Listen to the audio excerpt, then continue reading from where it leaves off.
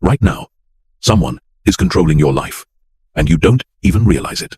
Someone is pulling your strings, dictating your mood, influencing your decisions, and keeping you stuck in patterns that drain your energy and sabotage your success. That someone could be your boss, your partner, your family, your friends, or even strangers on the internet. But here's the brutal truth. You gave them that power. Every time you let someone else's words ruin your day, every time you obsess over what others think about you, every time you sacrifice your own needs to keep someone else happy, you are handing over your power. You are becoming emotionally dependent. And emotional dependency is the enemy of success, confidence, and inner peace. Most people live their entire lives as emotional slaves. They react instead of respond. They let their happiness depend on external validation. They give away their energy to people who don't deserve it. They become addicted to approval, terrified of rejection, and paralyzed by the fear of disappointing others. This is not strength. This is weakness disguised as caring. But today, that changes. By the time you finish this, you will understand how to emotionally detach from anything that drains your power. You will learn how to become emotionally independent, mentally unshakable, and completely in control of your own energy. You will discover the mindset that allows you to stay calm and focused no matter what chaos surrounds you. This is not about becoming cold or heartless. This is about becoming powerful. This is about taking back control of your mind, your emotions, and your life. Let's begin. Chapter 1. The brutal truth about emotional attachment. The first thing you need to understand is that emotional attachment is not love, it's fear. When you are emotionally attached to someone or something, you are not operating from a place of strength. You are operating from a place of desperate need. You need them to act a certain way for you to feel okay. You need them to approve of you for you to feel worthy. You need them to be happy for you to be happy. This is not connection. This is codependency. Look at your life right now. How many of your emotions are controlled by other people? How often do you feel anxious because someone hasn't texted you back? How many times do you replay conversations in your head, wondering if you said the wrong thing? How often do you change your behavior to avoid conflict or gain approval? If you're honest, the answer is probably more often than you'd like to admit. Here's what most people don't realize. Emotional attachment makes you weak, predictable, and easy to manipulate. When someone knows exactly what buttons to push to get a reaction from you, they have power over you. When your mood depends on their behavior, they control your emotional state. When you need their validation to feel good about yourself, you have made yourself dependent on something you cannot control. The most successful people in the world, the ones who achieve extraordinary things and maintain unshakable confidence, they all have one thing in common. They are emotionally detached from outcomes they cannot control. They don't need anyone's permission to feel good about themselves. They don't need anyone's approval to make decisions. They don't let other people's opinions dictate their actions. Think about the people you admire most. The leaders, the innovators, the ones who seem to operate on a different level. What do you notice about them? They don't react emotionally to criticism. They don't get defensive when challenged. They don't seek validation from others. They operate from a place of inner confidence that cannot be shaken by external circumstances. This is what emotional detachment looks like in action. It's not about not caring. It's about caring about the right things. It's about investing your emotional energy only in what you can control and refusing to waste it on what you cannot. It's about understanding that other people's behavior is a reflection of them, not you. But here's where most people get confused. They think emotional detachment means becoming cold, distant, or uncaring. They think it means cutting off all emotions or isolating themselves from others. This is completely wrong. Emotional detachment is actually the foundation of genuine relationships and authentic connection. When you are not desperate for someone's approval, you can be genuine with them. When you don't need them to behave a certain way for you to feel okay, you can love them without conditions. When you are not attached to specific outcomes, you can be present and enjoy the moment. This is what real strength looks like. The problem is that most people have been conditioned to believe that emotional reactivity is normal. They think that getting upset when someone criticizes them is natural. They think that feeling devastated when someone rejects them is proof that they care. They think that worrying constantly about what others think shows that they are thoughtful and considerate. But all of these beliefs are keeping you trapped. They are keeping you in a state of emotional dependency, where your peace of mind is constantly at the mercy of other people's choices. This is no way to live. This is no way to build success. This is no way to create the life you want. The truth is, emotional attachment is often rooted in childhood conditioning. Maybe you learned that love was conditional on your performance. Maybe you learned that your worth was determined by other people's approval. Maybe you learned that you had to be perfect to be accepted. These early experiences taught you to seek validation externally instead of developing internal confidence. But you are not a child anymore. You have the power to reprogram these patterns. You have the ability to break free from emotional dependency and reclaim your power. You can learn to validate yourself. You can learn to find your worth internally. You can learn to stay calm and centered regardless of what's happening around you. This is what emotional detachment will give you. Complete freedom from other people's emotional manipulation. The ability to make decisions based on logic rather than emotion. Unshakable confidence that doesn't depend on external validation. Inner peace that cannot be disturbed by external chaos. The power to choose your responses instead of reacting automatically. But before you can build this emotional independence, you need to understand exactly how you lost your power in the first place. You need to recognize the specific ways that emotional attachment has been controlling your life. Only when you can see the prison can you begin to escape it. Chapter 2. How you lost your power. Let me paint a picture that will probably sound familiar. You wake up in the morning, and the first thing you do is check your phone. You're looking for messages, notifications, likes, comments, anything that will give you a hit of validation. If there's something positive, you feel good. If there's nothing, or worse, if there's something negative, your mood immediately shifts. You get to work and your boss makes a comment that could be interpreted multiple ways. Instead of asking for clarification or simply moving on, you spend the next 3 hours analyzing every word, wondering if you're in trouble, wondering if you did something wrong. Your productivity plummets because your mind is consumed with worry about something that probably means nothing. Later, you're having a conversation with a friend and they seem a bit distant. Immediately, your mind starts racing. Did you say something wrong? Are they mad at you? You start overanalyzing every interaction you've had with them recently, trying to figure out what you could have done to upset them. You consider sending a text to ask if everything is okay, even though you know it will make you seem needy. At the end of the day, you're emotionally drained. Not because you did anything particularly difficult, but because you spent your entire day emotionally reacting to other people's behavior. You gave your power away to your boss, your friend, random people on social media, and anyone else who crossed your path. This is how most people live, and it's exactly why most people feel powerless. The truth is, you didn't lose your power overnight. It was taken from you gradually, through a process of conditioning that taught you to value other people's opinions more than your own. It started when you were young, and you learned that love and approval were conditional on your behavior. You learned that if you acted a certain way, people would be happy with you, and if you didn't, they would be disappointed. This conditioning taught you to constantly monitor other people's reactions and adjust your behavior accordingly. You learned to seek approval and avoid disapproval at all costs. You developed an internal radar that was constantly scanning for signs of rejection or acceptance. Over time, this became so automatic that you probably don't even realize you're doing it. But here's what this conditioning really did.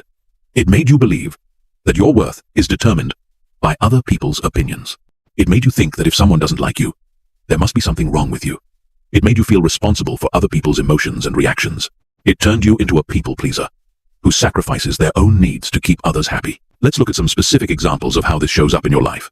In relationships, you probably find yourself walking on eggshells, constantly worried about saying or doing the wrong thing. You might stay in unhealthy relationships because you're afraid of being alone, or because you don't want to hurt the other person. You might compromise your values, or ignore red flags, because you're desperate to be loved and accepted. At work, you probably say yes to everything, even when you're already overwhelmed. You might stay late to finish projects that aren't your responsibility, because you don't want to disappoint anyone. You might avoid expressing your ideas or opinions because you're afraid of being judged or criticized. You let other people take credit for your work because you don't want to seem arrogant or self-promoting. In social situations, you probably change your personality to fit in with whatever group you're with. You might pretend to like things you don't actually enjoy because you want to be accepted. You might keep your real opinions to yourself to avoid conflict. You might spend money you don't have to impress people who don't really care about you. With your family, you might let them guilt trip you into doing things you don't want to do. You might accept disrespectful treatment because you feel obligated to maintain the relationship. You might suppress your authentic self to avoid disappointing them or causing drama. On social media, you probably post things designed to get likes and positive comments. You might delete posts that don't get enough engagement. You might compare your life to others and feel inadequate. You might spend hours scrolling, looking for validation, or getting upset by what others are posting. All of these behaviors have one thing in common. They put your emotional state in other people's hands. They make your happiness, confidence, and peace of mind dependent on factors you cannot control. They turn you into an emotional puppet, dancing to whatever tune other people are playing. The most dangerous part of this pattern is that it becomes addictive. Every time you get validation from others, your brain releases dopamine, the same chemical involved in drug addiction. This creates a cycle where you constantly need more approval to feel okay. Just like a drug addict needs bigger hits to get the same high, you need more and more validation to feel worthy. But here's the real kicker. The people whose approval you're seeking often don't even know they have this power over you. They're probably too focused on seeking their own validation to pay much attention to yours. You're giving away your power to people who aren't even aware they have it. This is why emotional attachment is so destructive. It's not just that it makes you weak. It's that it makes you weak for no reason. You're sacrificing your power, your authenticity, and your peace of mind for people who often don't care and relationships that aren't even real. The good news is that once you understand how you lost your power, you can begin to take it back. Once you can see the patterns, you can break them. Once you recognize that you've been living according to other people's rules, you can start writing your own. Chapter 3. The Psychology of Detachment. To truly understand emotional detachment, you need to understand how your brain works. Most of your emotional reactions are not actually responding to what's happening right now. They're responding to past experiences, future fears, and unconscious programming that was installed when you were too young to question it. Your brain has a part called the amygdala, which is responsible for detecting threats and triggering fight or flight responses. This part of your brain developed when humans were living in caves and facing physical dangers on a daily basis. Back then, being rejected by the tribe could literally mean death. So your brain developed powerful mechanisms to avoid social rejection at all costs. The problem is, your amygdala can't tell the difference between a real physical threat and an emotional threat. When someone criticizes you, your brain reacts as if you're being attacked by a wild animal. When someone doesn't text you back, your brain interprets this as potential abandonment, which triggers the same fear response that kept your ancestors alive. This is why emotional reactions feel so intense and urgent. Your brain is literally telling you that your survival is at stake. It's flooding your system with stress hormones and demanding immediate action to eliminate the threat. But in modern life, most of these threats are completely imaginary. Understanding this gives you incredible power. Because once you realize that your emotional reactions are often based on outdated programming rather than current reality, you can begin to question them. You can learn to pause and ask yourself, is this reaction appropriate to what's actually happening? Or am I responding to old fears and conditioning? The key to emotional detachment is developing what psychologists call metacognition, which is essentially thinking about your thinking. It's the ability to step outside of your emotional reactions and observe them objectively, like a scientist studying an interesting phenomenon. When you develop metacognition, something remarkable happens. Instead of being swept away by your emotions, you become curious about them. Instead of automatically believing your thoughts, you examine them. Instead of reacting impulsively, you respond consciously. This is the foundation of true emotional intelligence. It's not about suppressing your emotions or pretending they don't exist. It's about understanding them, learning from them, and choosing how to respond to them. Let's break down the difference between attachment and detachment. From a psychological perspective, attachment occurs when you identify with your thoughts and emotions. You believe that you are your thoughts. You think that your emotions are facts about reality, rather than temporary experiences in your consciousness. When you're attached, you might think things like, I am anxious, I am angry, I am sad. But when you're detached, you think, I am experiencing anxiety. I notice anger arising. There is sadness present. This might seem like a small difference in language, but it represents a massive shift in perspective. The first way of thinking makes you the victim of your emotions. The second way makes you the observer of your emotions. When you're the victim, you have no choice but to be controlled by whatever you're feeling. When you're the observer, you have the power to choose your response. Detachment also involves understanding the difference between facts and stories. Most emotional suffering doesn't come from what actually happens. It comes from the stories we tell ourselves about what happens. Someone doesn't call you back, and you tell yourself a story that they don't care about you. Your boss seems stressed, and you tell yourself a story that you're in trouble. A friend cancels plans, and you tell yourself a story that they don't want to spend time with you. These stories feel completely real and true, but they're actually just interpretations. They're one possible explanation for what happened, but there are always other explanations. When you're emotionally attached, you automatically believe the most negative story. When you're emotionally detached, you recognize that you don't actually know what's true until you have more information. This shift in perspective is incredibly liberating. Instead of being tortured by worst-case scenario thinking, you can simply acknowledge that you don't know what someone else is thinking or feeling. Instead of taking everything personally, you can recognize that other people's behavior is usually about them, not you. Detachment also involves understanding the concept of impermanence. Everything in life is temporary. Your emotions are temporary. Other people's emotions are temporary. Situations that seem overwhelming right now will pass. Relationships that seem permanent will change. Success and failure are both temporary experiences. When you truly understand impermanence, you stop clinging so tightly to temporary experiences. You don't get as high during good times because you know they won't last forever. But you also don't get as low during difficult times because you know they won't last forever either. This understanding creates emotional stability. Instead of being on an emotional roller coaster, constantly swinging between extreme highs and lows, you maintain a steady center. You can experience emotions fully without being overwhelmed by them. You can enjoy positive experiences without being attached to them. You can navigate negative experiences without being destroyed by them. Another key aspect of detachment is understanding that you cannot control other people. This seems obvious, but most people live as if they believe they can influence or manipulate others into giving them what they want. They think that if they just say the right thing, or act the right way, or try hard enough, they can make other people love them, approve of them, or treat them well. But other people have their own conditioning, their own fears, their own agendas, and their own free will. They're going to do what they're going to do regardless of what you want them to do. The sooner you accept this, the sooner you can stop wasting energy trying to control things that are beyond your control. This doesn't mean you become passive or that you don't try to influence positive outcomes. It means you focus your energy on what you can actually control: your thoughts, your emotions, your actions, and your responses. This is where your real power lies. Chapter 4. The Detachment Mindset Shift. The transformation from emotional dependency to emotional independence requires a fundamental shift in how you see yourself and your relationship to the world. This isn't just about changing your behavior. It's about changing your entire identity. You need to stop seeing yourself as someone who needs others to feel complete, and start seeing yourself as someone who is already whole. The first mindset shift is moving from external validation to internal validation. Right now, you probably look to others to tell you if you're good enough, smart enough, attractive enough, or worthy enough. You wait for their approval before you feel confident. You let their criticism determine your self-worth. This is like giving other people the remote control to your emotions. But what if you took that remote control back? What if you became the sole authority on your own worth? What if you stopped asking others to validate you and started validating yourself? This shift requires you to develop an internal reference point for self-worth that is independent of other people's opinions. You need to know, deep in your bones, that you are valuable, regardless of what anyone else thinks. This isn't arrogance or delusion. It's simply recognizing your inherent worth as a human being. Think about it this way. Your worth doesn't change based on whether someone likes you or not. You are the same person whether someone approves of you or rejects you. Their opinion doesn't actually change anything about who you are. It's just information about their preferences, their conditioning, their mood, or their circumstances. When you truly understand this, criticism loses its power to devastate you, and praise loses its power to make you feel superior. Both become just information that you can consider or discard as you choose. The second mindset shift is moving from needing to be liked to being willing to be disliked. Most people are terrified of disapproval. They will sacrifice their authenticity, compromise their values, and betray their own needs just to avoid the possibility that someone might not like them. But here's what they don't realize. Trying to be liked by everyone is a guaranteed way to be respected by no one, including yourself.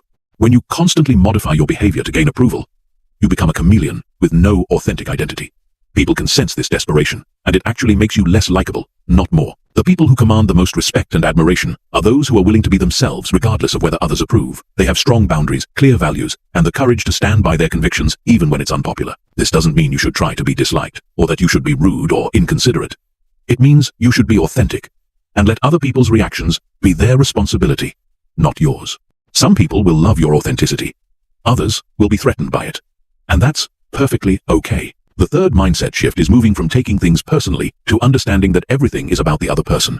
When someone is rude to you, it's not because you did something wrong, it's because they're having a bad day, or they're dealing with their own issues, or they learned unhealthy communication patterns from their past. When someone rejects you, it's not because you're not good enough, it's because you're not compatible with what they're looking for right now. When someone criticizes you, it's not necessarily because you did something wrong. It might be because they're projecting their own insecurities, or because they have different preferences than you do. This understanding is incredibly freeing, because it means you can stop analyzing every interaction to figure out what you did wrong. You can stop taking responsibility for other people's emotions and reactions. You can stop trying to be perfect to avoid triggering negative responses from others. The fourth mindset shift is moving from attachment to outcomes to attachment to the process. Right now, you probably measure your success based on specific outcomes. Whether you get the job, whether the person likes you back, whether your project succeeds, whether people approve of your choices. But here's the problem with outcome attachment. You can't control outcomes. You can influence them, but there are always factors beyond your control that affect the final result. When you attach your happiness to specific outcomes, you set yourself up for disappointment and anxiety. Instead, attach your satisfaction to things you can control. The effort you put in, the quality of your work, how well you communicate, how authentic you are, how much you learn and grow from the experience. These are things that are entirely within your power. When you shift your focus from outcomes to process, you become more resilient, more confident, and paradoxically, more likely to achieve positive outcomes. You're not paralyzed by the fear of failure because your worth isn't tied to succeeding. You're free to take risks, be creative, and push yourself to grow. The fifth mindset shift is moving from scarcity to abundance. Many of your attachment patterns are rooted in scarcity thinking. The belief that there's not enough love, approval, opportunities, or success to go around. This makes you desperate to hold on to whatever you have and terrified of losing it. But what if you operated from abundance instead? What if you believed that there are unlimited opportunities for connection, success, and fulfillment? What if you trusted that if one person doesn't appreciate you, there are billions of others who might? What if you knew that if one opportunity doesn't work out, there will be others? Abundance thinking makes you more attractive to others because you're not needy or desperate. It makes you more generous because you're not afraid of giving away what you have. It makes you more confident because you're not worried about losing what you currently possess. The sixth mindset shift is moving from being reactive to being proactive. Right now, you probably spend a lot of time reacting to what other people do or say. Someone makes a comment, and you react. Someone doesn't respond to your text, and you react. Someone achieves something you want, and you react. But what if you stopped reacting and started acting based on your own values and goals? What if you stopped letting other people's behavior dictate your mood and started creating your own emotional state?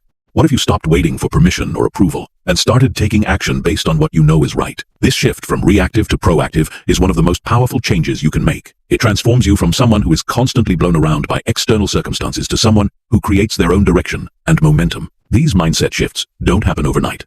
They require consistent practice and a willingness to challenge thoughts and beliefs that have been with you for years. But once you begin to see yourself differently, everything else starts to change. 2. Chapter 5. Breaking the emotional chains. Now that you understand the psychology and mindset behind emotional detachment, it's time to start implementing specific strategies to break free from the emotional patterns that have been controlling your life. This is where the real work begins. And it's not going to be comfortable. Breaking emotional chains requires you to do the opposite of what feels natural. When your instinct is to seek reassurance, you'll need to sit with uncertainty. When your impulse is to people please, you'll need to risk disapproval. When your habit is to take things personally, you'll need to practice emotional distance. This is going to feel strange and scary at first, but it's the only way to build genuine emotional strength. The first strategy is learning to pause before reacting. Right now, there's probably a very short gap between stimulus and response in your emotional life. Someone says something that triggers you, and you immediately react with anger, hurt, anxiety, or defensive behavior. This automatic response keeps you trapped in old patterns. You need to create space between what happens and how you respond. When someone says something that normally would upset you, instead of immediately reacting, take a deep breath and count to 10. Ask yourself, what am I feeling right now? Why am I feeling this? Is this feeling based on what actually happened, or is it based on a story I'm telling myself about what happened? This pause gives you the opportunity to choose your response instead of being controlled by your automatic reactions. You might realize that your initial emotional response was based on assumptions rather than facts.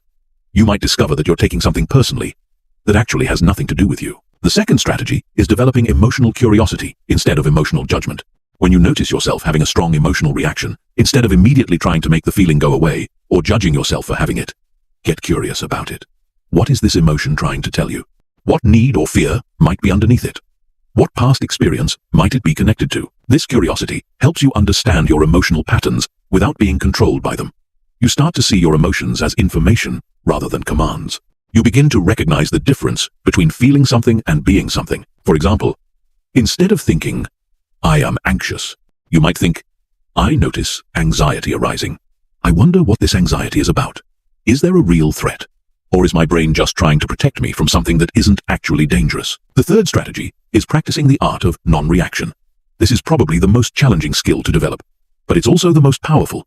Non-reaction means staying calm and centered when others are trying to provoke an emotional response from you. When someone criticizes you, insults you, tries to make you jealous, or attempts to manipulate you emotionally, your goal is to remain completely unaffected. This doesn't mean you ignore them or pretend nothing happened. It means you don't give them the emotional reaction they're looking for. Start practicing this in low-stakes situations.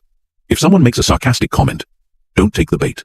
If someone tries to start an argument, don't engage.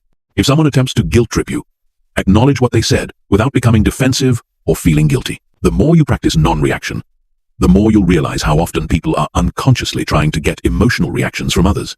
They're seeking attention, trying to feel powerful, or attempting to validate their own emotional state by getting others to feel the same way they do. The fourth strategy is setting and maintaining clear emotional boundaries. Boundaries are not walls that keep people out, they're guidelines that teach people how to treat you. Right now, you probably have very weak boundaries, which means people can manipulate your emotions whenever they want to. Strong emotional boundaries mean you don't accept responsibility for other people's feelings. You don't let other people's moods determine your mood. You don't allow others to guilt-trip or manipulate you. And you don't compromise your values to keep others happy. Start by identifying where your boundaries are currently being violated. Maybe your family members make you feel guilty for not visiting enough. Maybe your friends pressure you to do things you don't want to do. Maybe your coworkers dump their responsibilities on you. Maybe people on social media make you feel bad about your life. Once you identify these boundary violations, you need to start responding differently. Instead of automatically accommodating others, you need to protect your emotional space. This might mean saying no more often, walking away from conversations that drain you, or simply not engaging with emotional manipulation. The fifth strategy is developing a practice of emotional independence. This means learning to fulfill your own emotional needs instead of expecting others to do it for you. If you need validation, validate yourself. If you need comfort, comfort yourself. If you need encouragement, encourage yourself. This isn't about becoming completely self-reliant or never needing anyone else. It's about not being desperate for others to meet your emotional needs. When you can give yourself what you need emotionally, your relationships become much healthier because you're choosing to connect with others rather than needing to. Start by identifying what emotional needs you're currently trying to get met by others. Do you need constant reassurance? Do you need frequent praise? Do you need others to make you feel special or important? Whatever it is, practice giving it to yourself first. The sixth strategy is learning to distinguish between your business, other people's business, and God's business. Your business includes your thoughts, feelings, actions, and choices. Other people's business includes their thoughts, feelings, actions, and choices. God's business includes things like natural disasters, other people's deaths, and events that are completely outside of anyone's control. Most emotional suffering comes from getting involved in business that isn't yours. You worry about what other people think about you, which is their business. You get upset about things that happened in the past or might happen in the future, which is God's business. You try to control how others feel about you, which is their business. When you stay in your own business and let others stay in theirs, you dramatically reduce your emotional suffering. You stop taking responsibility for things you can't control, and you start focusing your energy on things you can actually influence. This process of breaking emotional chains is challenging because it requires you to give up familiar patterns, even when those patterns are making you miserable. Your ego will resist these changes because it's comfortable with being a victim. It knows how to get attention and sympathy through emotional suffering. But on the other side of this discomfort is true freedom. Freedom from needing others to validate you. Freedom from being controlled by other people's moods and reactions. Freedom from taking everything personally. Freedom from the exhausting cycle of seeking approval and avoiding rejection. The question is, are you ready to do the work required to claim this freedom? Chapter 6. Building emotional armor. Most people think that being emotionally strong means never getting hurt. They think that detachment means building walls so high that nothing can touch them. This is completely wrong. True emotional strength isn't about avoiding pain. It's about experiencing it without being destroyed by it. It's about developing what I call emotional armor, a protective layer that allows you to engage with the world without losing yourself in the process. Emotional armor isn't about becoming cold or heartless. It's about developing the internal resources to handle whatever life throws at you without falling apart. It's about building resilience so strong that you can walk through emotional fire and come out the other side unchanged. The first component of emotional armor is developing unshakable self-worth. Right now, your self-worth probably fluctuates based on external circumstances. When things go well, you feel good about yourself. When things go poorly, you question your value. This instability makes you vulnerable to manipulation and emotional manipulation. Unshakable self-worth means knowing at your core that you are valuable regardless of what happens to you. It means understanding that your worth is not determined by your achievements, your relationships, your appearance, or anyone else's opinion of you. Your worth exists simply because you exist. This isn't positive thinking or self-help fluff. This is a practical recognition that human worth is inherent, not earned. You don't have to prove your value to anyone, including yourself. You don't have to justify your existence or apologize for taking up space in the world. When you truly internalize this understanding, criticism becomes just information, instead of an attack on your character. Rejection becomes just incompatibility, instead of proof that you're not good enough. Failure becomes just feedback, instead of evidence of your inadequacy. The second component of emotional armor is developing emotional independence. This means learning to meet your own emotional needs, instead of depending on others to do it for you. Most people are emotional beggars, constantly seeking validation, comfort, and encouragement from others. This dependency makes them weak and manipulatable. Emotional independence means becoming your own source of validation. When you achieve something, you acknowledge your accomplishment without needing others to praise you. When you're going through a difficult time, you comfort yourself without needing others to rescue you. When you're facing a challenge, you encourage yourself without waiting for others to motivate you. This doesn't mean you never accept support from others or that you isolate yourself completely. It means you don't need others to provide what you can provide for yourself. You choose to connect with others from a place of strength rather than neediness. The third component is developing mental discipline. Your mind is constantly generating thoughts, many of which are negative, fearful, or destructive. Most people believe every thought that enters their head and react accordingly. This is like being controlled by a radio that you can't turn off. Mental discipline means learning to observe your thoughts without automatically believing them. It means recognizing that thoughts are just mental events, not facts about reality. It means developing the ability to choose which thoughts to focus on and which ones to dismiss. Start by practicing thought awareness. Throughout the day, notice what you're thinking about. Are your thoughts positive or negative? Are they focused on things you can control or things you can't control? Are they based on facts or assumptions? Don't judge your thoughts. Just observe them. Once you develop awareness of your thinking patterns, you can begin to direct your thoughts more consciously. When you notice yourself thinking negative thoughts about yourself, challenge them. Ask yourself, is this thought true? Is it helpful? What would I think instead if I wanted to feel confident and powerful? The fourth component is emotional regulation. Under pressure, it's easy to stay calm when everything is going well. The real test of your emotional armor comes when you're under stress, facing criticism, dealing with conflict, or experiencing loss. This is when most people's emotional defenses crumble. True emotional armor means staying centered even when everything around you is chaotic. It means maintaining your composure when others are losing theirs. It means responding thoughtfully instead of reacting impulsively. Even in highly charged situations, this skill is developed through practice. Start with small challenges. When someone cuts you off in traffic, practice staying calm instead of getting angry. When someone makes a rude comment, practice not taking it personally. When you don't get something you want, practice accepting the outcome without becoming bitter. The fifth component is developing selective vulnerability. Many people think that being emotionally strong means never being vulnerable with anyone. This is a mistake that leads to isolation and loneliness. The key is learning to be selectively vulnerable, opening up only to people who have earned the right to see your inner world. Not everyone deserves access to your emotions, your fears, your dreams, or your struggles. Most people haven't done the work to handle someone else's vulnerability responsibly. They might use your openness against you, betray your trust, or simply not care about what you share with them. Selective vulnerability means being discerning about who you let into your inner circle. It means sharing your deepest thoughts and feelings only with people who have proven themselves trustworthy, supportive, and emotionally mature. Everyone else gets the public version of you. The sixth component is building a strong internal foundation. This means developing interests, goals, and sources of meaning that don't depend on other people. Many people build their entire identity around their relationships, their career, or their social status. When these external things change or disappear, they feel lost and empty. A strong internal foundation means having a rich inner life that sustains you regardless of external circumstances. It means pursuing interests that fascinate you, regardless of whether others approve. It means setting goals that align with your values, regardless of whether others think they're important. It means finding meaning in activities that fulfill you, regardless of whether others understand. When you have a strong internal foundation, you don't need external validation to feel whole. You're not devastated when relationships end because you have other sources of fulfillment. You're not destroyed by career setbacks because your identity isn't entirely wrapped up in your job. You're not crushed by social rejection because you have internal sources of self-worth. Building emotional armor is not a one-time event. It's an ongoing process. Every challenge you face is an opportunity to strengthen your emotional resilience. Every difficult person you encounter is a chance to practice non-reaction. Every rejection you experience is a test of your self-worth. The goal is not to become invulnerable, because that's neither possible nor desirable.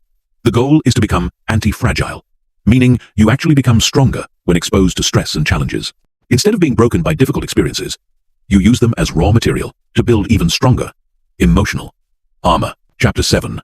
The Art of Strategic Indifference. There's a concept that will revolutionize your life once you truly understand it.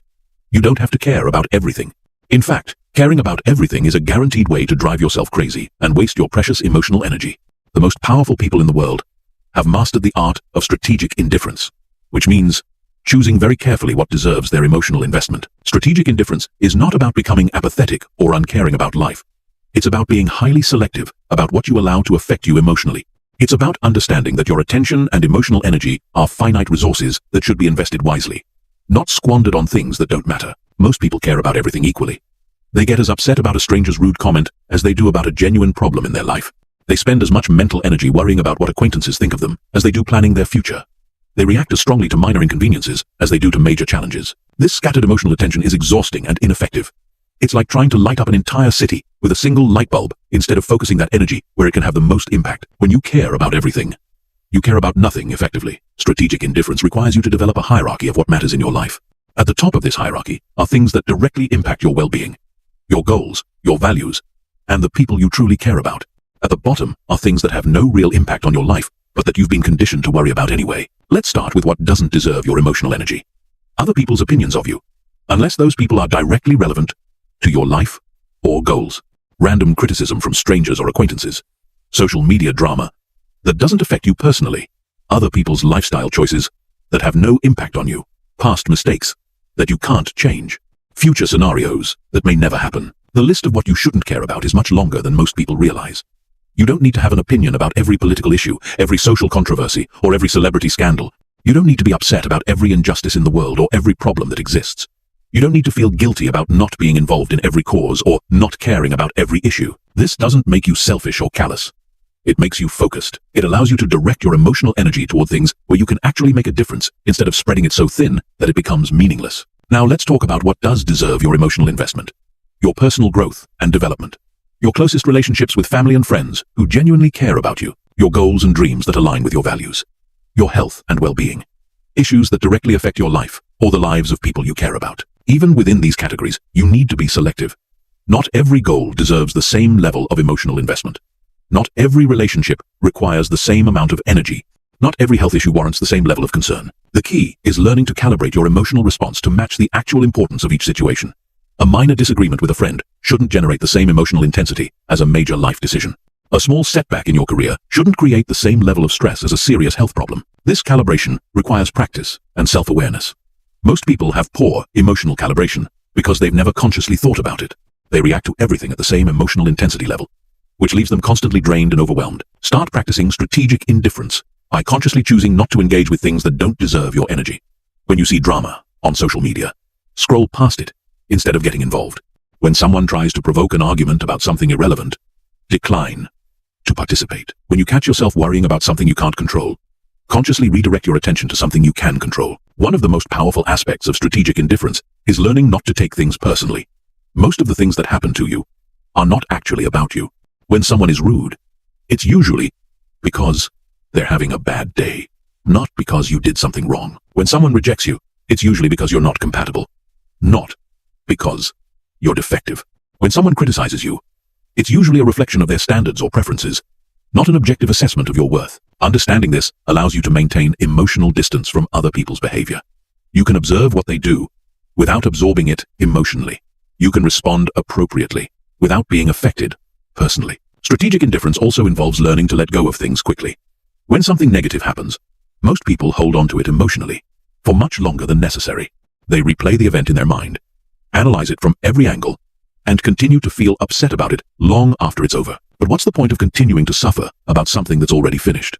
What benefit do you get from carrying emotional pain about past events? The answer is none. You're just voluntarily extending your suffering for no reason. Practice letting go quickly. When something negative happens, feel whatever you need to feel in the moment. Then consciously choose to move on. Don't replay it in your mind. Don't analyze it endlessly. Don't carry it with you into the rest of your day. This doesn't mean you ignore important lessons or pretend negative things didn't happen. It means you extract whatever learning is available from the situation, then release the emotional charge around it. Another aspect of strategic indifference is learning to be comfortable with other people's disapproval. Right now, you probably spend enormous amounts of energy trying to avoid making anyone upset with you. You modify your behavior, suppress your opinions, and compromise your authenticity just to keep everyone happy. But here's the truth. It's impossible to please everyone, and trying to do so will only make you miserable. No matter what you do, some people won't like it. No matter how carefully you speak, some people will misunderstand you. No matter how hard you try to be considerate, some people will find something to complain about. Once you accept this reality, you can stop wasting energy on the impossible task of universal approval. You can focus on being authentic and let other people's reactions be their problem, not yours. Strategic indifference is ultimately about emotional sovereignty. It's about taking back control of your inner life and refusing to let external circumstances dictate your emotional state. It's about becoming selectively sensitive instead of universally reactive. Chapter 8. Reclaiming your energy. Energy is your most precious resource, yet most people give it away freely to anyone who asks for it. They let toxic people drain them. They waste it on meaningless activities, and they scatter it across dozens of unimportant concerns. If you want to take back your power, you need to become fiercely protective of your energy and learn to invest it only in things that serve your highest good. Think about your energy like money. You wouldn't give your money to everyone who asks for it, yet you probably give your energy away much more carelessly. You wouldn't spend your money on things that make you worse off, yet you probably invest your energy in activities and relationships that drain you and add no value to your life. Energy management is just as important as financial management, if not more so. When you're emotionally drained, you can't perform at your best. You can't think clearly, make good decisions, or pursue your goals effectively. You become reactive instead of proactive, weak instead of strong, scattered instead of focused. The first step in reclaiming your energy is conducting an energy audit. For 1 week, pay close attention to what gives you energy and what takes it away. Notice how you feel after spending time with different people. Pay attention to which activities leave you feeling energized and which ones leave you feeling depleted.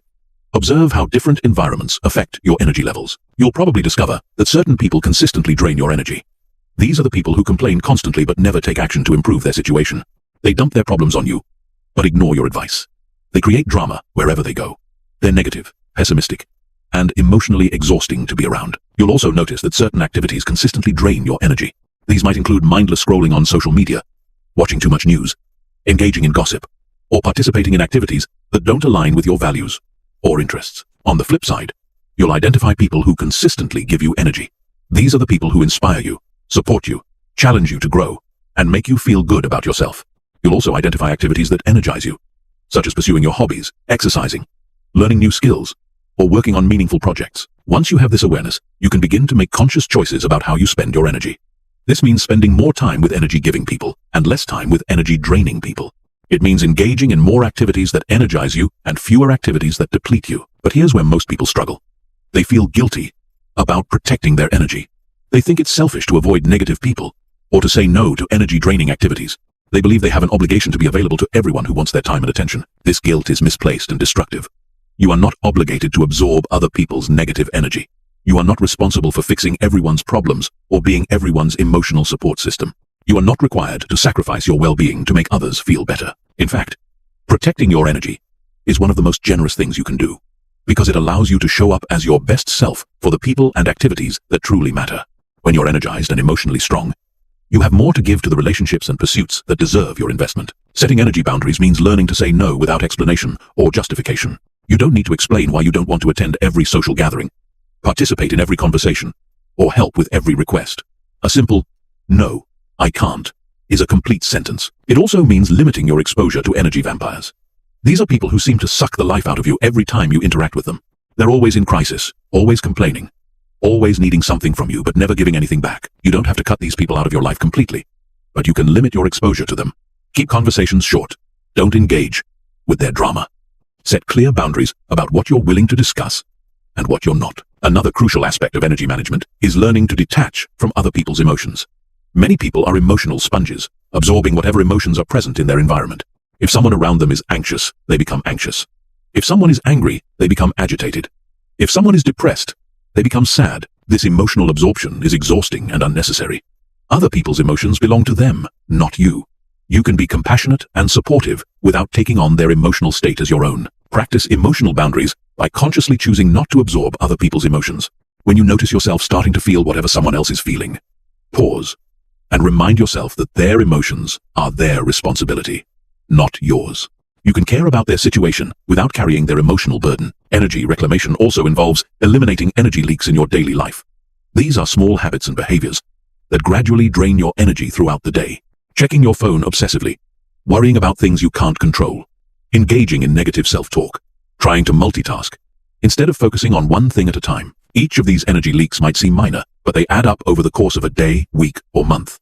Eliminating them can dramatically increase your overall energy levels and emotional resilience. One of the biggest energy leaks is mental rumination. This is when you replay past events or worry about future scenarios over and over in your mind.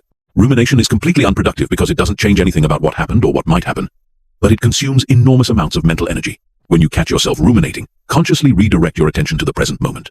Focus on what you can control right now, instead of what you can't control in the past or future. Another major energy leak is trying to control things that are beyond your influence.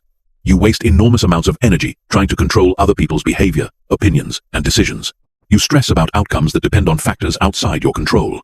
You worry about scenarios that may never happen. Learning to focus your energy only on things you can actually control is one of the most liberating shifts you can make. It allows you to direct your full power toward areas where you can actually create change instead of dissipating it in futile attempts to control the uncontrollable. Reclaiming your energy is not a selfish act. It's an act of self-respect. It's recognizing that your energy is valuable and deserves to be invested wisely. It's understanding that you can't pour from an empty cup. So keeping yourself energized is actually the most generous thing you can do for others. Chapter 9. Mastering difficult people. Every day, you encounter people who test your emotional detachment. The manipulator who tries to guilt-trip you into doing what they want. The narcissist who makes everything about them. The drama queen who creates chaos wherever they go. The passive-aggressive person who says one thing but means another. the energy vampire who drains you with their constant complaints and negativity. Most people let difficult people control their emotional state. They get angry, frustrated, hurt, or anxious when dealing with challenging personalities. They take the bait when someone tries to provoke them. They get sucked into drama and manipulation. They let difficult people rent space in their head long after the interaction is over. But when you master emotional detachment, difficult people lose their power over you. You can interact with them without being affected by their behavior. You can handle their manipulation attempts without getting hooked. You can maintain your composure even when they're trying to push your buttons. The first key to mastering difficult people is understanding that their behavior is not about you. It's about them. When someone is manipulative, it's because they learned that manipulation was the only way to get their needs met. When someone is aggressive, it's because they feel powerless and are trying to regain control. When someone is passive-aggressive, it's because they're afraid of direct confrontation. Understanding the psychology behind difficult behavior helps you depersonalize it. You stop taking their actions as a personal attack and start seeing them as predictable responses based on their conditioning and emotional wounds. The second key is recognizing common manipulation tactics and refusing to engage with them. Guilt tripping is when someone tries to make you feel bad for not doing what they want. Gaslighting is when someone tries to make you question your own perception of reality. Emotional blackmail is when someone threatens negative consequences if you don't comply with their wishes. The secret to handling manipulation is to not defend yourself or explain your position. The moment you start justifying your choices or defending your boundaries, you've already lost. Manipulators are experts at turning your explanations against you and making you feel guilty for having boundaries in the first place. Instead, simply state your position clearly and refuse to elaborate. I'm not going to do that. That doesn't work for me. I'm not available for that. Don't explain why.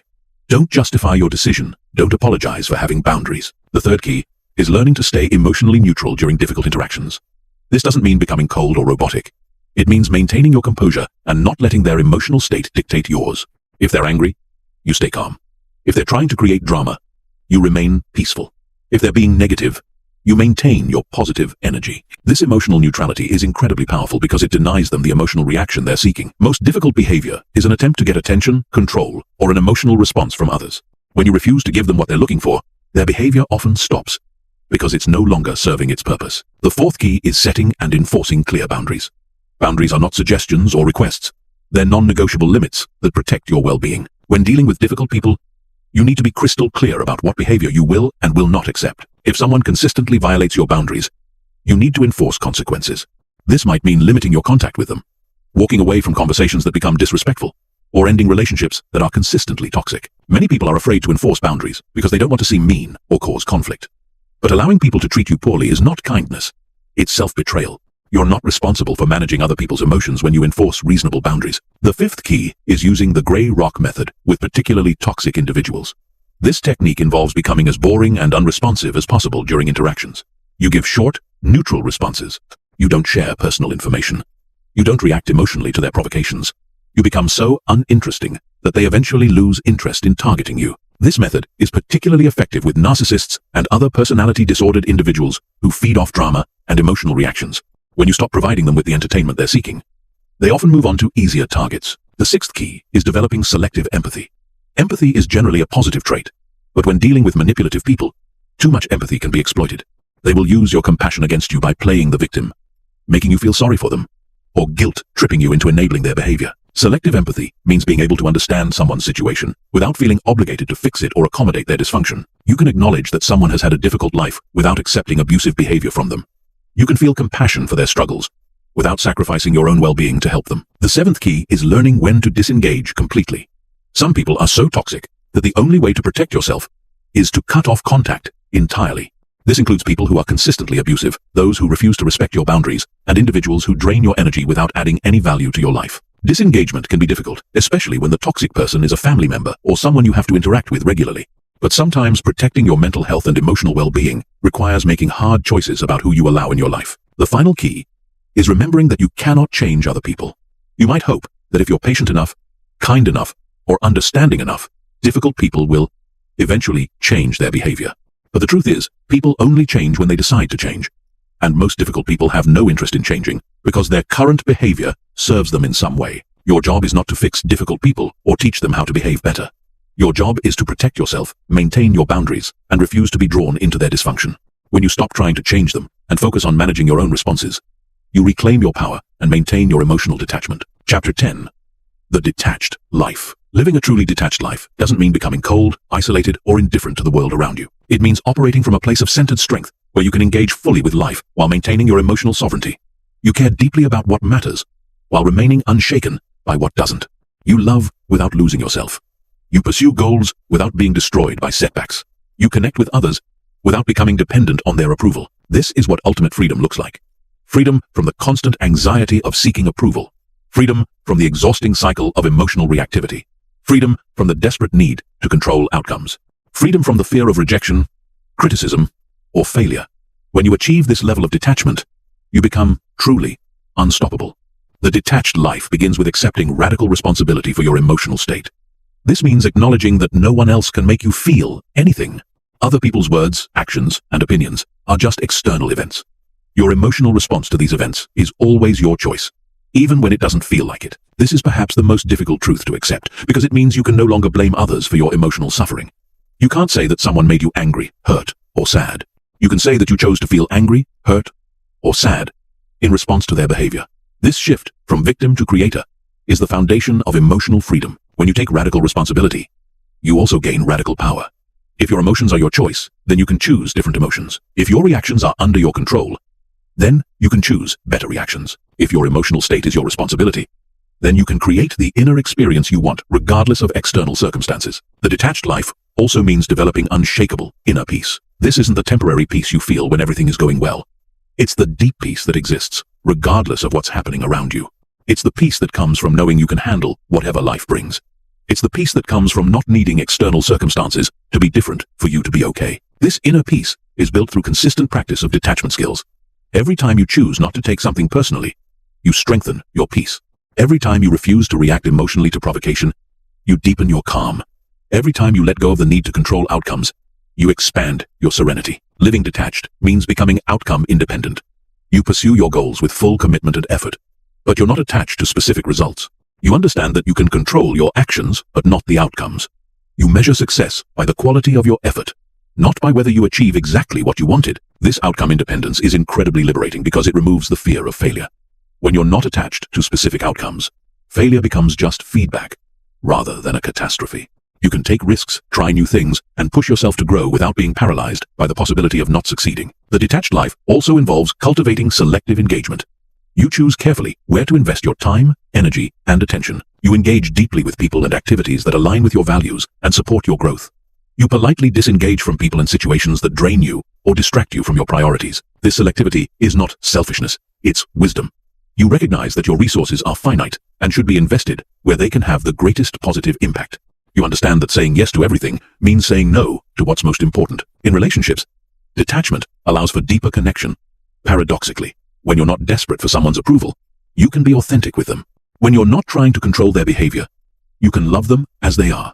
When you're not attached to specific outcomes in the relationship, you can be present and enjoy whatever unfolds. This creates much healthier relationship dynamics. You attract people who appreciate your authenticity rather than those who want to manipulate your neediness. You can set boundaries without guilt and communicate honestly without fear. You can support others without losing yourself in their problems. The detached life means viewing challenges as opportunities for growth rather than threats to your well-being. Every difficult person you encounter is a chance to practice non-reaction. Every setback is an opportunity to develop resilience. Every criticism is a chance to strengthen your self-worth. Every rejection is practice for not taking things personally. This reframing transforms your entire relationship with adversity. Instead of trying to avoid challenges, you welcome them as training for your emotional strength. Instead of being devastated by setbacks, you're curious about what they can teach you. Instead of fearing criticism, you're interested in whatever useful information it might contain. Living detached also means maintaining perspective on the temporary nature of everything. Good times will pass, but so will bad times. Success will come and go, but so will failure. People will enter your life and leave it. Circumstances will constantly change. Understanding this impermanence helps you avoid getting too attached to temporary experiences. When good things happen, you enjoy them fully while they're present, but don't cling to them desperately. When bad things happen, you deal with them effectively while remembering that they won't last forever. This perspective creates emotional stability and resilience that most people never develop. The ultimate goal of the detached life is not to feel nothing, but to feel everything without being controlled by any of it. You can experience the full range of human emotions while maintaining your center. You can care deeply about people and causes while staying emotionally free. You can pursue ambitious goals while remaining at peace with whatever happens. This is true mastery. Not the suppression of emotion, but the conscious direction of emotional energy. Not the avoidance of connection, but the creation of connection from strength rather than neediness. Not the abandonment of goals, but the pursuit of goals from love rather than fear. When you live this way, you become a force of nature. You're unshakable in your confidence, unwavering in your values, and unstoppable in your pursuit of what matters to you. You inspire others through your example of what it looks like to be truly free. You create the life you want, because you're no longer limited by the need for external approval or the fear of external rejection. This is your destiny, if you're willing to do the work. The question is not whether you can achieve this level of detachment, but whether you will commit to the daily practice required to build it. The choice is yours, but the power has always been within you. Chapter 11. The daily practice of detachment. Emotional detachment is not something you achieve once and then maintain effortlessly for the rest of your life. It's a skill that requires daily practice, constant vigilance, and ongoing refinement. Most people make the mistake of thinking that understanding detachment intellectually is enough. But knowledge without consistent application is worthless. Your brain is wired for attachment. It's programmed to seek approval, avoid rejection, and react emotionally to perceived threats. These patterns have been reinforced for years, maybe decades. They won't disappear overnight just because you've decided to change. You need to consciously reprogram these patterns through deliberate daily practice. The first element of daily detachment practice is morning mental preparation. Before you engage with the world, before you check your phone, before you start reacting to external stimuli, you need to set your internal state. Spend the first 10 minutes of your day consciously choosing your emotional baseline for the day. Ask yourself, what kind of person do I want to be today? How do I want to respond to challenges? What will I do when someone tries to provoke an emotional reaction from me? How will I handle criticism, rejection, or conflict? By preparing your mind in advance, you're much more likely to respond consciously rather than reactively when difficult situations arise. The second element is practicing emotional observation throughout the day. Set reminders on your phone to check in with yourself every few hours. Ask, what am I feeling right now? Why am I feeling this? Is this emotion based on facts or assumptions? Am I taking something personally that isn't actually about me? Am I trying to control something outside my influence? This regular self-monitoring helps you catch attachment patterns before they spiral out of control. Instead of getting swept away by emotions and realizing hours later that you've been controlled by external circumstances, you can intervene in real time and choose a different response. The third element is deliberate exposure practice. Just like building physical strength requires progressively challenging your muscles, building emotional strength requires progressively challenging your detachment skills. Look for opportunities to practice non-reaction, boundary setting, and emotional independence. Start small. If you usually check social media obsessively, practice going an hour without checking. If you typically seek validation after accomplishing something, practice acknowledging your achievement privately without sharing it. If you normally take criticism personally, practice hearing it as information instead of an attack. The fourth element is evening reflection and adjustment. Before you go to bed, review your day from a detachment perspective. When did you react emotionally instead of responding consciously? When did you seek external validation instead of relying on internal confidence? When did you take something personally that wasn't about you? Don't judge yourself harshly for these moments. They're learning opportunities. Ask yourself, what can I do differently tomorrow? What patterns do I notice? What triggers do I need to be more aware of? This reflection helps you continuously improve your emotional detachment skills. The fifth element is surrounding yourself with reminders and support systems. Your environment shapes your behavior more than you realize. If you're constantly surrounded by reactive, emotionally dependent people, you'll find it much harder to maintain detachment. If your social media feed is full of drama and validation seeking, you'll be pulled back into old patterns. Curate your environment intentionally.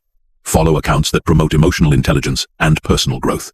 Spend more time with people who model healthy boundaries and emotional independence. Read books and listen to content that reinforces detachment principles. Create visual reminders in your space that prompt you to stay centered and non-reactive. The sixth element is regular mental conditioning through visualization. Professional athletes use mental rehearsal to prepare for high-pressure situations. You can use the same technique to prepare for emotional challenges. Spend a few minutes each day visualizing yourself handling difficult situations with perfect detachment. Imagine someone criticizing you, and you responding with calm confidence.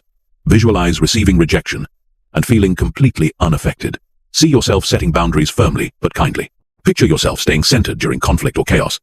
This mental rehearsal programs your subconscious to respond the way you want when these situations actually occur. The seventh element is studying your own patterns with scientific curiosity. Keep a journal of your emotional reactions and triggers. Notice patterns. Do you always get defensive with certain types of people? Do you always seek validation in specific situations? Do you always take certain kinds of feedback personally? Understanding your patterns gives you power over them. Once you know exactly when and how you tend to lose your detachment, you can prepare for those situations and choose different responses. The most important thing to understand about daily detachment practice is that it's a marathon, not a sprint. Some days you'll feel completely centered and unshakable. Other days you'll react emotionally to things that normally wouldn't bother you. This is normal and expected. The goal is not perfection. It's progress. Every time you choose to pause instead of react, every time you refuse to take something personally, every time you maintain your boundaries under pressure, you're strengthening your emotional detachment muscles. Over time, these responses become more automatic and natural. Remember that people around you may resist your emotional detachment, especially if they're used to being able to manipulate your emotions. They might try harder to provoke reactions when their old tactics stop working. They might accuse you of being cold or uncaring when you stop absorbing their emotional states. This resistance is actually evidence that your detachment practice is working. Don't let other people's reactions pull you back into old patterns. Stay committed to your growth even when it makes others uncomfortable. The daily practice of detachment is ultimately about becoming the person you want to be regardless of external circumstances. It's about developing such strong inner stability that nothing outside of you can shake your core peace and confidence. This is not just a nice idea. It's a trainable skill that will transform every aspect of your life if you commit to practicing it consistently. Chapter 12. Detached relationships. One of the biggest misconceptions about emotional detachment is that it means becoming cold, distant, or incapable of love. People think that if you're not emotionally reactive, you can't form deep connections. This is completely wrong. Detached relationships are actually the healthiest, most fulfilling relationships possible because they're based on choice rather than neediness, on love rather than fear, on mutual respect rather than emotional manipulation. Most relationships are built on emotional dependency. People stay together because they're afraid of being alone, because they need someone to validate them, because they've become addicted to the emotional highs and lows of drama. They confuse intensity with intimacy, jealousy with love, and possessiveness with caring. Detached relationships are different. They're characterized by emotional independence, where both people can be happy and fulfilled on their own, but choose to share their lives because they genuinely enjoy each other's company. There's no desperation, no manipulation, no walking on eggshells to avoid conflict. In a detached relationship, you love the other person for who they are, not for what they do for you. You don't try to change them or control their behavior. You don't take their moods personally or feel responsible for their happiness. You support them without losing yourself in their problems. The first principle of detached relationships is maintaining your individual identity. Too many people lose themselves in relationships. They stop pursuing their own interests, abandon their personal goals, and mold themselves into whatever they think their partner wants. This creates an unhealthy dynamic, where one or both people become dependent on the relationship for their sense of self. In a detached relationship, you maintain your own interests, goals, and social connections. You have a rich life outside the relationship that would continue to fulfill you even if the relationship ended. This isn't selfish or uncommitted. It's healthy. It means you're choosing to be in the relationship rather than needing to be in it. The second principle is emotional non-absorption. In most relationships, when one person is upset, the other person automatically becomes upset too. When one person is stressed, their stress spreads to their partner. This emotional contagion creates unnecessary suffering and prevents both people from thinking clearly during difficult times. In detached relationships, you can be empathetic and supportive without absorbing your partner's emotional state. If they're having a bad day, you can listen and offer support without letting their mood ruin your day. If they're anxious about something, you can help them problem solve without becoming anxious yourself. The third principle is outcome independence in the relationship itself. This means you're fully committed to giving your best to the relationship while being emotionally prepared for any outcome, including the relationship ending.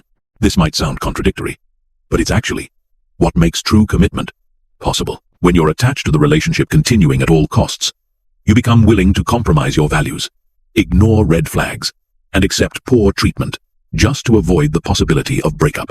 But when you're outcome independent, you can be authentic, set boundaries, and address problems honestly because you're not afraid of the relationship ending if it's not truly compatible. The fourth principle is refusing to engage in emotional manipulation or drama.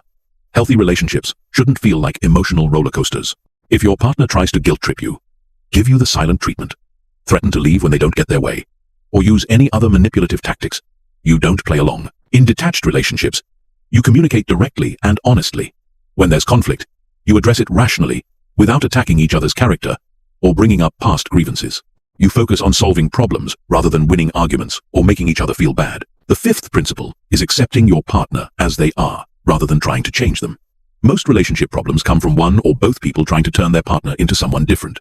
They think their partner would be perfect if they just lost weight, made more money, were more social, were less social, or changed some other fundamental aspect of themselves. Detached relationships are based on acceptance. You love your partner for who they are right now, not for who they might become if they change. If there are fundamental incompatibilities, you address them honestly, rather than hoping the other person will transform to meet your expectations. The sixth principle is maintaining healthy boundaries, even in intimate relationships. Just because you love someone doesn't mean they have unlimited access to your time, energy, or emotional space. Just because you're in a relationship doesn't mean you have to tolerate disrespectful behavior or sacrifice your own well-being. Boundaries in relationships might include maintaining your own friendships and interests, not allowing your partner to speak to you disrespectfully, keeping some aspects of your life private, and not being available for every emotional crisis. These boundaries actually strengthen relationships by preventing resentment and maintaining mutual respect. The seventh principle is supporting without saving. In healthy relationships, you support your partner's growth and goals without trying to rescue them from every difficulty. You encourage them to solve their own problems rather than solving problems for them. You offer emotional support during challenging times without taking responsibility for their emotional well-being. This is particularly important when dating or married to someone who has personal issues like addiction, financial irresponsibility, or emotional instability. You can be compassionate and supportive without enabling their destructive behavior or sacrificing your own life to manage their problems. Detached relationships require both people to be emotionally mature and willing to take responsibility for their own happiness. If you're in a relationship with someone who is emotionally dependent, manipulative, or unwilling to respect boundaries, you may need to make difficult decisions about whether the relationship is healthy for you. The beautiful thing about detached relationships is that they create space for genuine love to flourish. When you're not desperate for approval, not trying to control each other, and not lost in emotional drama, you can actually see and appreciate your partner for who they truly are. You can enjoy their company without needing them to complete you. You can love them without losing yourself. Chapter 13. Professional detachment. Your career and professional life are among the areas where emotional attachment can be most destructive to your success and well-being. The workplace is full of politics, ego battles, unfair treatment, and people who will try to manipulate or intimidate you. If you take every slight personally, seek validation from your boss, or tie your self-worth to your job performance, you'll be constantly stressed, and your career growth will be limited. Professional detachment doesn't mean not caring about your work or not striving for excellence. It means separating your identity from your job, not taking workplace dynamics personally, and maintaining your emotional center regardless of what's happening in your professional environment. The first aspect of professional detachment is understanding that your worth as a human being is not determined by your job title, salary, or professional achievements. Too many people build their entire identity around their career. They introduce themselves by their job title, measure their success purely by professional metrics, and feel worthless when they experience career setbacks. This attachment to professional identity makes you vulnerable to manipulation and keeps you trapped in situations that aren't serving you. If your self-worth depends on your job, you'll tolerate poor treatment, work excessive hours, and sacrifice your personal life just to maintain your professional status. Professional detachment means recognizing that your job is something you do, not who you are. You can be fully committed to performing well while maintaining perspective that work is just one aspect of your life, not the totality of your identity. The second aspect is not taking workplace politics and interpersonal dynamics personally. Every workplace has difficult personalities, unfair treatment, and politics. There will always be people who don't like you, managers who don't appreciate your contributions, and situations where you're treated unjustly. When you're professionally detached, you understand that most workplace behavior is about the other person's insecurities, ambitions, and personal issues, not about you. The colleague who takes credit for your ideas isn't reflecting your inadequacy, they're revealing their own insecurity. The boss who micromanages isn't commenting on your competence, they're expressing their own need for control. The third aspect is being outcome independent in your career goals. This means working hard and smart toward your objectives while being emotionally prepared for any result. You apply for promotions knowing you might not get them. You start projects knowing they might not succeed. You share ideas knowing they might be rejected or ignored. This outcome independence actually makes you more likely to succeed because you're not paralyzed by fear of failure. You can take calculated risks, speak up in meetings, and pursue challenging opportunities because your emotional well-being isn't tied to specific outcomes. The fourth aspect is maintaining professional boundaries. This includes not working excessive hours just to please others, not accepting abusive treatment from bosses or colleagues, not participating in gossip or office drama, and not allowing work stress to consume your personal life. Many people struggle with professional boundaries because they're afraid of being seen as uncommitted or difficult. But clear boundaries actually increase your professional effectiveness because they force you to focus on what's truly important and prevent you from burning out. The fifth aspect is handling criticism and feedback without emotional reactivity. In your career, you'll receive plenty of criticism, some of it constructive, and some of it unfair.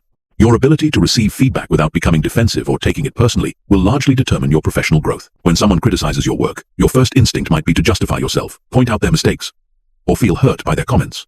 Professional detachment means listening objectively to see if there's useful information in the feedback while not allowing their opinion to shake your confidence or self-worth. The sixth aspect is not seeking excessive validation from supervisors or colleagues. Many people are addicted to workplace praise and approval. They constantly seek reassurance about their performance, fish for compliments, and feel anxious when they don't receive regular positive feedback. This need for validation makes you appear insecure and gives others power over your emotional state. Professional detachment means validating your own work quality and finding internal satisfaction in doing excellent work, regardless of whether others acknowledge it. The seventh aspect is strategic networking, rather than emotional networking. Many people approach professional networking from a place of desperation, trying to get others to like them or hoping someone will rescue their career. This neediness is obvious and off-putting to potential mentors or collaborators. Professional detachment means networking from a place of strength, focusing on what value you can provide rather than what you can get.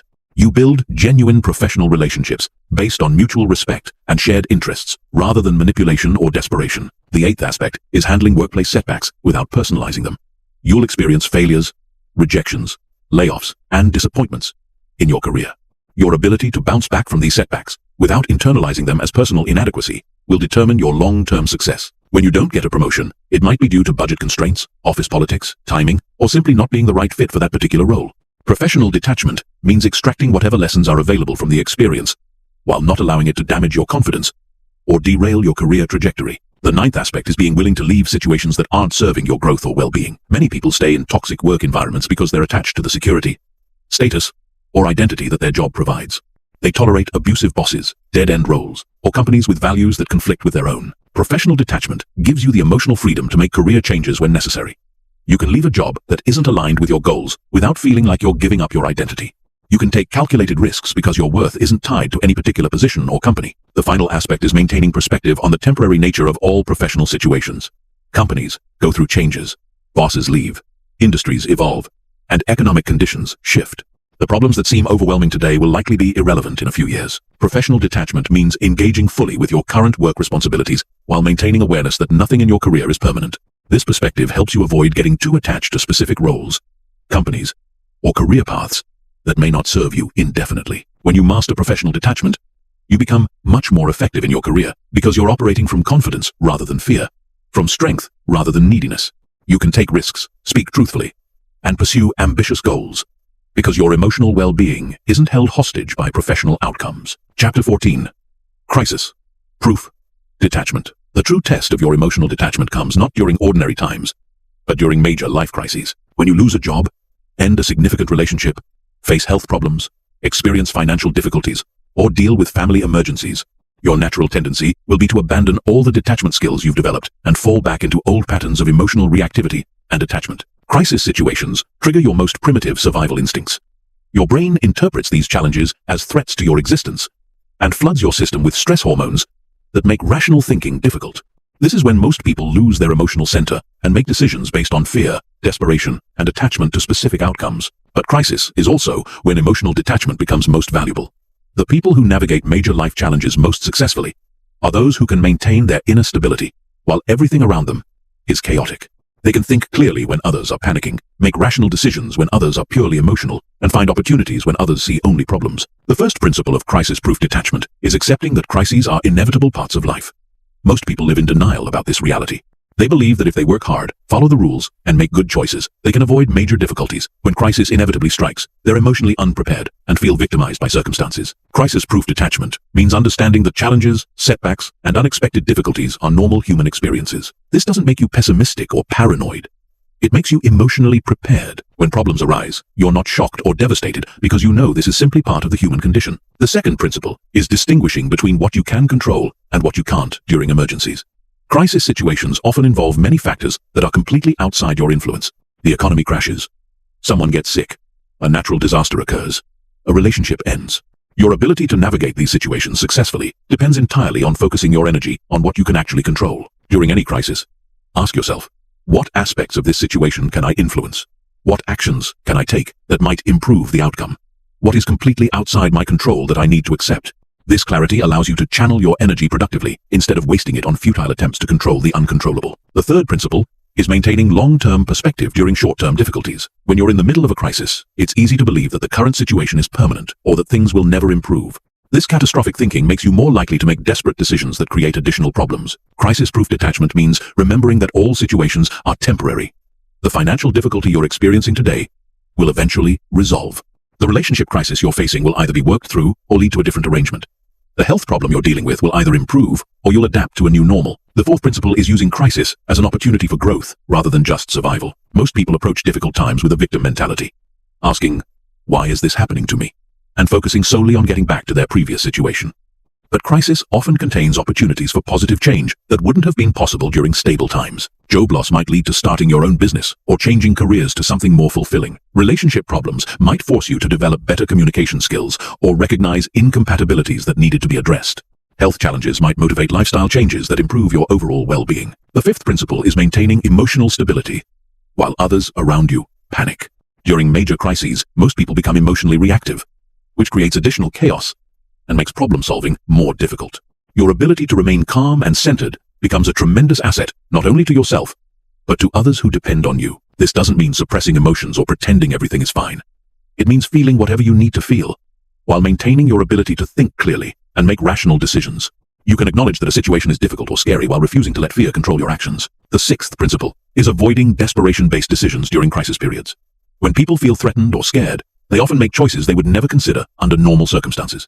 They take jobs they hate, stay in destructive relationships, or compromise their values just to feel more secure. Crisis-proof detachment means maintaining your standards and values even during difficult times. You might need to be more flexible about timelines or methods, but you don't abandon your core principles.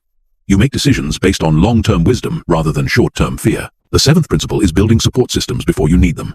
Many people wait until they're in crisis to reach out for help, but this is often when others are least able or willing to assist.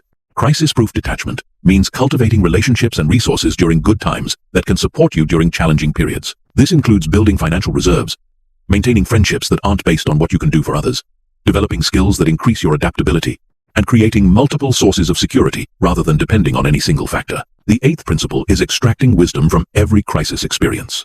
Each major challenge you navigate successfully increases your confidence in your ability to handle future difficulties. Each crisis teaches you something about yourself, reveals strengths you didn't know you had, or shows you areas where you need to grow. Keep a record of how you successfully navigated past crises. What strategies worked? What mistakes did you make that you can avoid in the future? What did you learn about your own resilience and capabilities? This documentation becomes a resource you can draw on during future challenges. The final principle is maintaining faith in your ability to adapt and overcome regardless of circumstances. Crisis-proof detachment isn't based on the belief that bad things won't happen to you. It's based on confidence that you can handle whatever does happen. This confidence isn't arrogance or denial. It's earned through experience and developed through practice. Every time you successfully navigate a difficult situation, you prove to yourself that you're more resilient than you thought. Every time you make it through a crisis without compromising your values or losing your center, you build evidence that you can be trusted to handle future challenges. When you develop crisis-proof detachment, you become someone who others turn to during difficult times. You become a source of stability and wisdom when everything else feels uncertain. Most importantly, you become truly free because you're no longer controlled by fear of what might happen or desperation to maintain specific circumstances. Chapter 15. The Transformed Life. After months or years of practicing emotional detachment, something profound happens. You wake up one day and realize that you're no longer the same person you used to be. The thoughts that once consumed you no longer have power over you. The people who once controlled your emotions can no longer push your buttons. The situations that once devastated you now feel manageable. You've become emotionally sovereign. You've taken back your power. You've broken free from the invisible chains that once bound you to other people's opinions, moods, and behaviors. This isn't just an improvement in your life. It's a complete transformation of who you are and how you experience reality. The transformed life doesn't mean you never experience difficult emotions or challenging situations. It means you experience them from a place of strength rather than victimhood. You feel sadness without being consumed by it. You experience anger without losing control. You face rejection without questioning your worth. You encounter criticism without becoming defensive. Your relationships become healthier because you're no longer desperate for approval or afraid of abandonment. You attract people who appreciate your authenticity rather than those who want to manipulate your neediness. You can love deeply without losing yourself. You can support others without enabling their dysfunction. Your career becomes more fulfilling because you're making decisions based on your values and long-term goals rather than fear and the need for external validation. You can take calculated risks because your self-worth isn't tied to specific outcomes. You can speak up in meetings because you're not afraid of disapproval. You can leave situations that aren't serving you because you're not attached to maintaining others' perception of your success. Your inner life becomes peaceful because you're no longer at war with reality. You accept what you cannot change while taking full responsibility for what you can control. You stop wasting energy on resentment, worry, and attempts to control other people. You find contentment that doesn't depend on external circumstances. But perhaps the most significant change is the quality of your presence. When you're emotionally detached, you become fully present in a way that most people never experience. You're not mentally rehearsing what you're going to say next, or worrying about how others are perceiving you. You're not replaying past conversations, or anxiously anticipating future scenarios. This presence is magnetic. People feel seen and heard when they're with you, because you're actually listening instead of waiting for your turn to seek validation. You become someone others confide in because they sense that you won't judge them or try to fix their problems. You become a source of calm in a world full of reactive, needy people. The transformed life also brings clarity about what actually matters. When you're no longer distracted by the constant noise of emotional reactivity, you can see your life's direction more clearly. You understand what brings you genuine fulfillment versus what you thought would make you happy. You can distinguish between goals that align with your authentic self and those that were driven by the need to impress others. This clarity leads to more intentional living. You stop saying yes to things you don't actually want to do. You stop pursuing achievements that don't align with your values. You stop maintaining relationships that drain your energy without adding value to your life. Every choice becomes more conscious and deliberate. The transformed life includes the ability to enjoy success without attachment and handle failure without devastation. When good things happen, you appreciate them fully while understanding they're temporary. When bad things happen, you deal with them effectively while knowing they don't define you. This creates extraordinary resilience.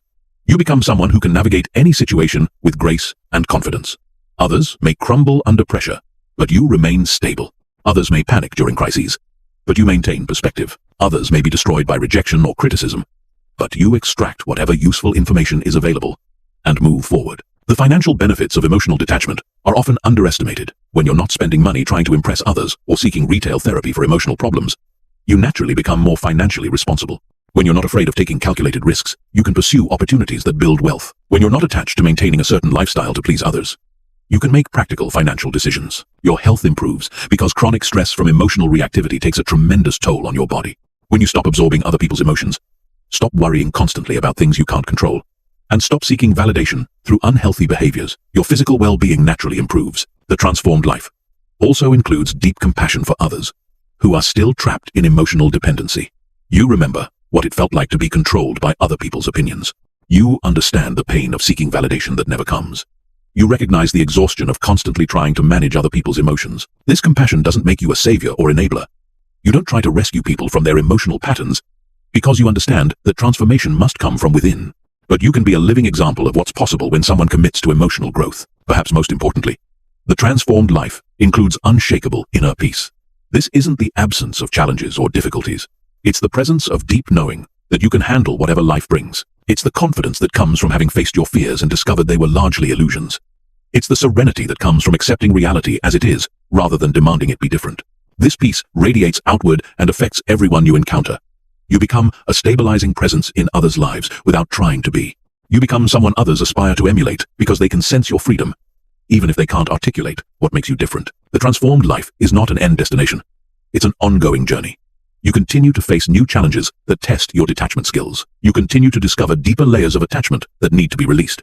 You continue to refine your ability to love without losing yourself, to care without becoming desperate, to engage fully with life while maintaining your emotional center. But once you've tasted this freedom, once you've experienced what it feels like to be emotionally sovereign, there's no going back to the old way of living. You can never again tolerate being controlled by other people's moods, opinions, or behaviors. You can never again accept the exhausting cycle of seeking approval and avoiding rejection. You have become the person you were always meant to be. Confident without arrogance, strong without rigidity, loving without desperation, present without neediness, free without isolation. This is your birthright. This is what's possible when you commit to taking back your power and living as an emotionally detached, fully alive human being. The choice is still yours. The power has always been within you. The only question is whether you'll use it.